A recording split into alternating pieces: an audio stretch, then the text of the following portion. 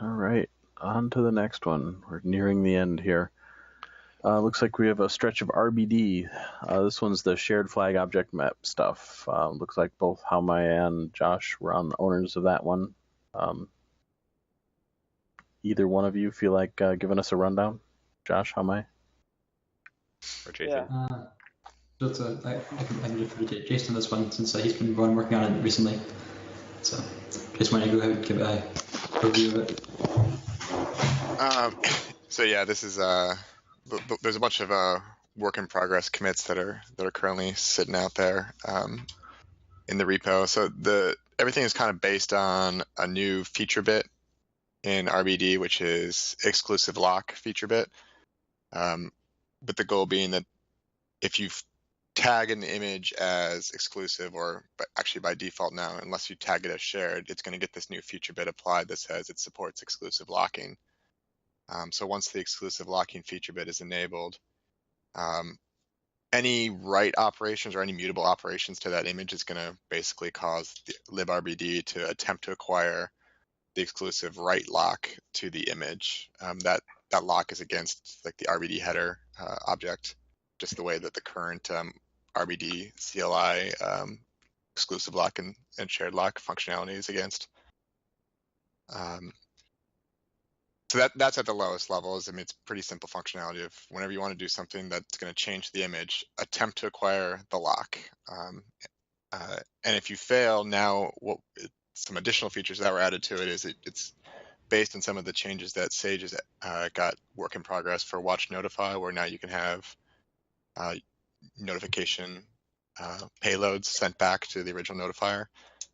So now we kind of got an RPC system built out where if a client wants to request the write lock from the current write lock owner, he can send a request over to that current write lock owner saying, hey, I want the write lock, and then the current owner can gracefully release it, flush out his buffers, his cache, release the lock, and notify the client that he's released the lock, so now the client can attempt to acquire the lock again. And this is laying the foundation not only for the object map, but also future work with RBD mirroring and things like that that are going to require, if you have a single writer, make sure we only have a single writer to the image. Some of the other additional work that goes on with this is that if we have this exclusive lock, we still want to be able to perform maintenance operations on the image from the CLI. So be able to resize an image or flatten an image or what have you. So the way we accomplish that, again, is using the Watch Notify system that's been built up. So where a maintenance client can send a request to the current exclusive lock holder to say, hey, please perform a snapshot for me, or hey, please flatten this image for me, or please resize this image for me. And the current exclusive lock owner can perform that action or send a response back to the requestor.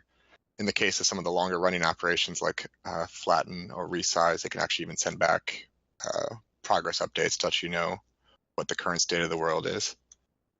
So that's the foundation of which the object map current work in progress code has been built upon. Any questions so far?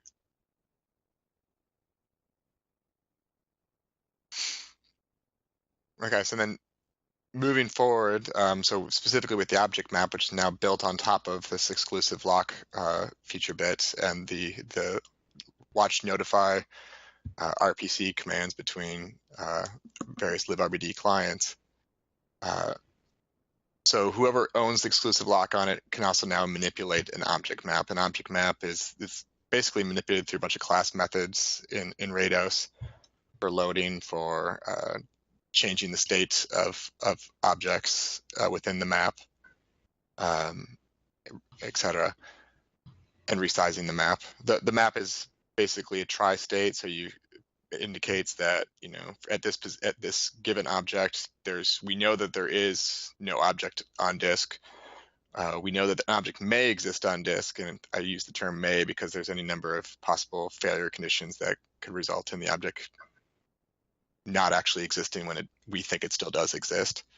And then there's just a state that's basically a notification that, hey, somebody has requested this block to be deleted, so it's in a transition state from it existed or may have existed to pending delete, and it's on its way towards it no longer exists. So the basic functionality now is when a client requests a write operation to a given object within an RBD image, if that object is currently flagged as does not exist, the client will go and update the object map and commit it to disk, and then proceed with the Rados operation or submit it to the cache for write back, or actually proceeding with the write call. So that's why it's a may exist, because the block may not truly exist. And then now that we know what blocks exist, now we can optimize any read request to the disk, because now we can check the object map first, because it's an authoritative system that says, this block does exist. So we basically now in all read requests, we can check the object map and say, well, if it was a pending delete, or if it was, well, actually in the case of read operation, we only care if it was a may exist, and that's how we know to forward the request off to Rados. If it was the case of a clone, if it doesn't exist, then a normal path flows and it bubbles the read request up to the parent of the clone image, who also may have an object map, who can then do its detection, say, do I have an object here at this given offset? In terms of various maintenance operations, or like discards or resizing or anything like that, now they can go and check the object map to reduce the number of Rados IO operations that are needed to, shrink an image down or what flatten an image, because it only has to perform operations on what it knows actually exists. Mm-hmm. What's the third state, the like pending delete state? What's that used for? It's one of those things that's not really truly necessary, but what it's used for is, so if you do a shrink down or doing a discard operation, it sends a bulk class method, say, hey, please update the object map, from block A to block B, set them as pending delete, as one Rados op, and then it goes through and does all its individual delete operations, and at the end, after submitting all those Rados operations for delete, it can go and do a final bulk update to say, all right, now you can set them to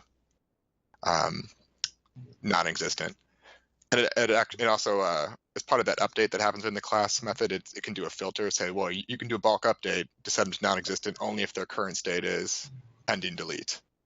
Because if a write operation came in or something like that, while I was trying to delete those operations, or, discard them or something like that, you want to make sure you don't post haste put the wrong status in the map after it's been updated from pending delete to exists. I see. Okay. Yeah, that just seems like a. Sorry, I can't hear clearly. What happens if we resize image and while another client is write, and I found we have a state is object pending. What it will make? Yeah. If the state is pending delete and we do a write? Yes. Yes. So if you do a pending delete, it's going to be, I guess, the order of operations in terms of submitting that call. So you only have one client that can submit the delete and the write call because of the exclusive lock functionality. And that's why I was trying to guard against setting it to non-existent from the pending delete state. So it does that filter check to say, well, if somebody came through and set it to exists between when I set it to pending delete and now when I'm trying to set it to non-exist, then leave it at exists, because in theory the object may exist. We don't know the true state of it. But if you have the exclusive lock, nobody would do that, right? Well, you hope a client could do anything. It's only a single client, but yeah. Okay, but I mean, if you're worried about holding the exclusive lock, but other people still reaching around and fiddling with your objects? No, it can only be from the same client. So for a given client, that single client owns the exclusive lock to that image, but whoever's using librbd Oh, might write to the offset. But the client would realize that and would set that. Oh, it would just have to go to memory. It says it on disk. Yeah, it's just persisting that check instead of exactly. Got it. Okay. But actually, so the only time that's going to be used. Oh no, you'd use it for zeroing. I see. Okay. So in the case of a truncate, or resize, trim, whatever it is, then it wouldn't matter because you should be discarding any writes that are past the end of the. It clips the IO. So even though the the original code didn't clip the IO. It didn't change the current size until after it completed the resize. So you could have gotten you could have gotten writes. So now one of the first things I do in the resize is I set the current size to your new shrunk size so that all future operations are clipped to the IO. Right. So that. But if you do like an AIO discard operation or something like that to get rid of a block, and it races and it races with a write, then you would need this pending delete thing. Okay. And if you say you started a trim operation, you would set the in-memory size to be smaller, so you start clipping IO. Correct. You'd mark them all as pending IO, but you wouldn't actually persist the resize until you don't persist the resize until the actual resize is complete. And if you reopen and you find all these things pending delete, do you? Right now, it just means might exist, basically. It basically means may exist. It's a special state of may exist. Yeah. Right. Okay. I mean, you could actually do is persist the proposed new size on disk, and then mark them all as whatever. And then if you died and then reopened it, you would like finish the truncate operation instead of having a half truncated thing. Yeah, I mean, you still run into, you might still have the pending deletes from the, a faulty or failed discard operation or any number of. But when you reopened it, you would have the pending size as 100 megs and the previous the actual size was 200 megs, and you would know that you'd have to restart the. To basically automatically finish. Basically take over the resize. Yeah. I just kind of saw it as like it's a harmless operation. If you died halfway through a resize, start it again. Yeah. Because it would be no harm, no foul at that point in time. Yeah, that's true. You'll have a half pruned image. You have a bunch of zeroed out blocks there. You're like, what the hell? Yeah. But hopefully there was nothing there anyway. You shouldn't have been shrinking, yes. Yeah, the thing is that shrinking is probably that common operation anyway. Yeah. In my case, would probably be removing the image and they're just halfway through removing it. Right. You're not expecting it to be after that anyway. Okay. Is the class storing the quote unquote bitmap on the header, or is it a separate object? It's a separate object, and then I added support for exec so that it could, it's exec mutable now, so that it has the new snapshot ID, so it can actually write out and keep persisted snapshot data, so that now you have snapshots of the object map. So if you roll back, here's your snapshot state of the object map. Cool. The main concern is if object map is very large, I find you write full all the time. I think this will be a problem if you use object as object map data. Is it actually a bitmap, or is it's a 2-bit bitmap? So it's packed. Right now, I do a write full on the update. I mean, in theory, the class member could even get smarter to say, I only have to update range X to Z. I mean, X, Y. it could be an interval set or a key value B tree thing, right? If we wanted to do that.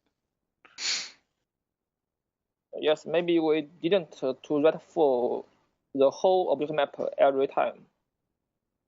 If we update object map very often.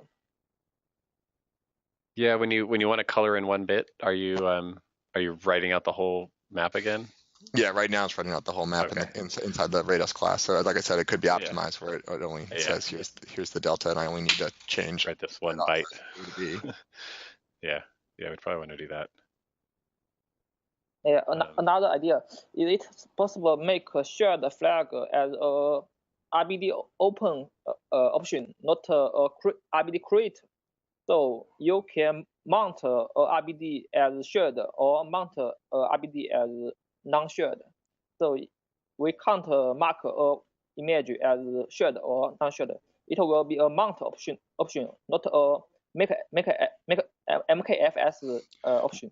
Well, so the reason why we did the feature bit for the exclusive lock was basically for backwards compatibility on other clients. You know, prevent people that don't understand exclusive lock from opening it.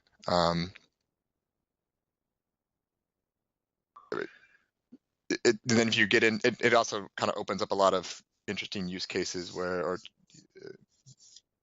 new functionality in RBD where if you wanted to turn it on and off, like now do I have to rebuild the object map? If a single person opens it shared, you've just invalidated that object map.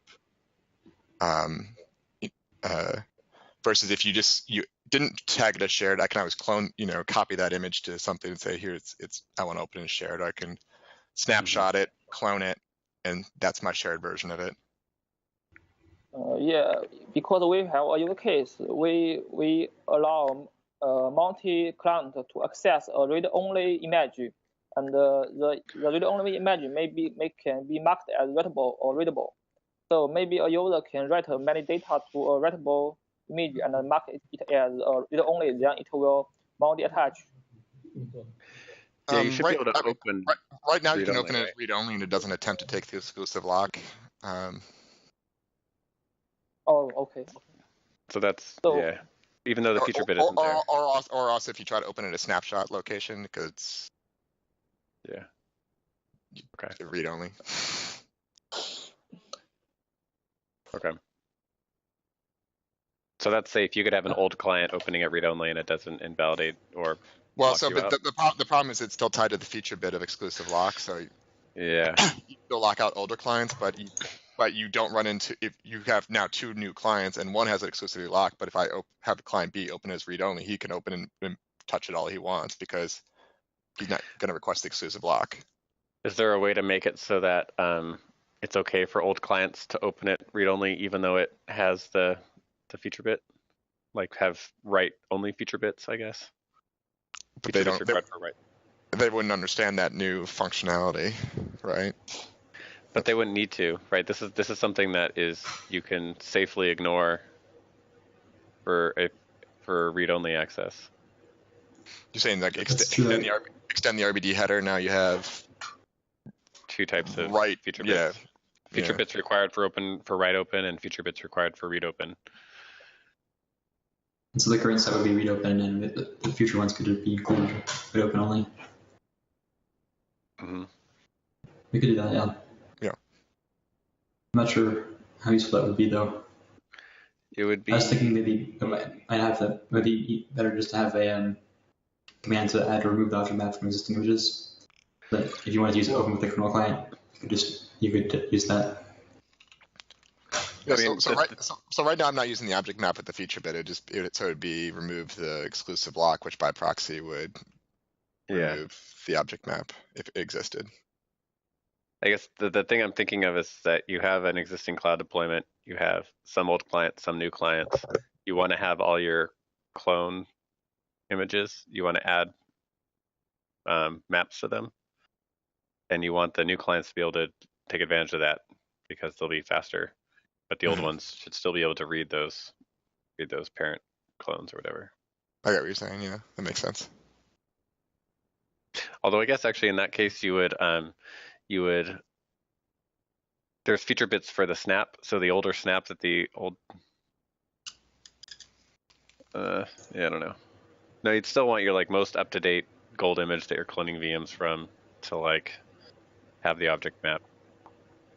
Yes. Yeah, I don't know how useful it'd be, but. And then once you have an old client clone off of it, then all your clones from that point on are also turned off. So you'd have to basically reclone to get that feature enabled on the clone itself, even if it was enabled on the parent. Mm-hmm. Yep.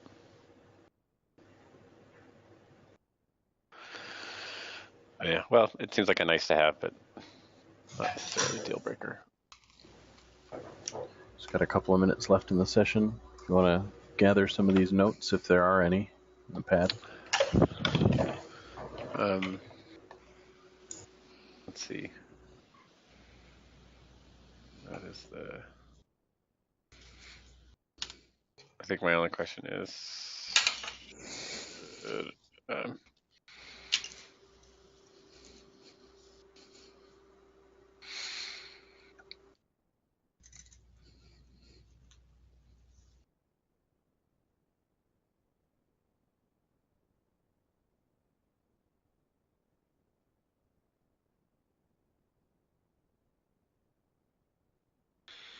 Yeah. Oh, yeah.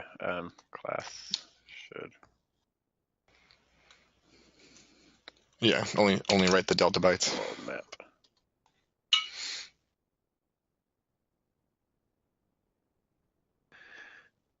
Yeah. Well, I think that the current representation is amenable to partial updates, but yeah. Okay. Yeah, it would be just the class I wrote for bit vectors. I mean, had a pretty trivial to explain 100, that. let's see, at 100 gigabyte image, that would be 100,000 megabytes divided by 4 divided by 8. That's only 3K. They're tiny unless you get into terabytes or. Yeah. Okay. Yeah, they're really small. Okay, so bitmap is just fine. Is there any reason then not to put it on the? Oh, yeah, you don't want to put it on the header because then you can't snapshot it. Yep. Got it. Okay. Although if they're tiny, you could just cram it in the snapshot info thing also. Isn't that thing like a key value store or something like that? I don't know the performance implications of shoving it in there. It can handle megabytes. So it could go, but handle megabytes when you're just trying to like update and say change this 1 bit like repeatedly. Well, this would be on the snapshot. Oh, okay. The header you could use the byte portion of the object if you wanted to. Mm. And the snapshots you would just put a copy of it in the key for the. But whatever, I think what you're doing is fine. I like it because it's clean and just follows the existing pattern of how the blocks, the actual objects are handled. I invoke the same method to roll back or to what. That's pretty clean. I think our concerns last time were about like about like atomicity with respect to the snapshots or something. No, you're just using the right context, so just does it. Exactly. Yeah. Okay, that seems fine. Cool. Does that just about cover it? So. All right. Excellent.